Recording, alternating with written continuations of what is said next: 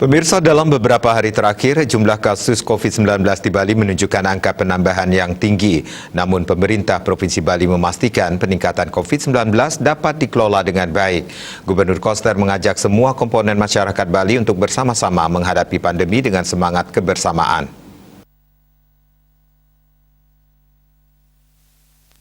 Diakui Koster, munculnya kasus baru COVID-19 dari varian Delta masih terus meningkat.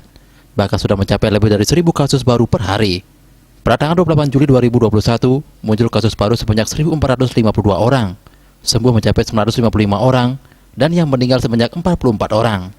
Secara akumulatif, sejak muncul pandemi COVID-19 bulan Maret 2020 sampai 28 Juli 2021, jumlah kasus COVID-19 sudah mencapai 72.555 orang, dengan rata-rata penambahan kasus baru mencapai 816 orang per hari, jumlah yang sembuh mencapai 59.424 orang, atau 81,90%, di atas angka nasional 80,32%.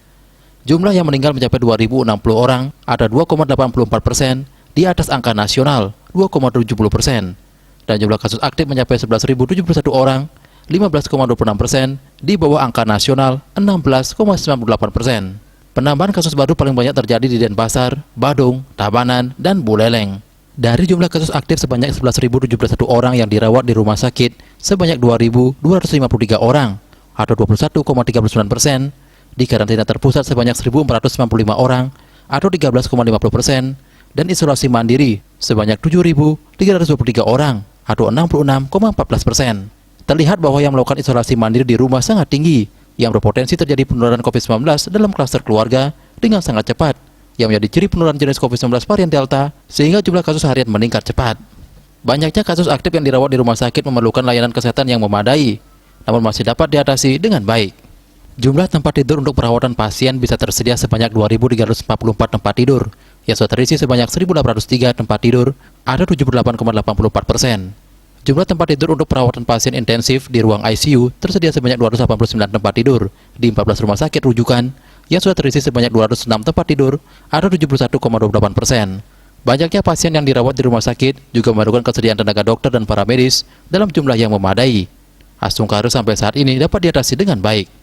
Penanganan pasien COVID-19 di rumah sakit juga memerlukan oksigen yang terus meningkat secara drastis. Namun berkat dukungan kuat pemerintah pusat, kebutuhan oksigen di semua rumah sakit dapat dipenuhi, sehingga tidak beresiko tinggi bagi pasien. Dalam penanganan COVID-19 yang masih meningkat memerlukan penanganan yang baik di rumah sakit dan di tempat karantina. Gubernur Koster meminta seluruh komponen masyarakat secara bersama-sama mengembangkan kesabaran dan kesadaran kolektif bahwa ini tidak hanya menjadi tanggung jawab pemerintah, tetapi menjadi tanggung jawab bersama dengan semangat gotong royong agar pandemi COVID-19 dapat ditangani dengan sebaik-baiknya. Bali Pos melaporkan.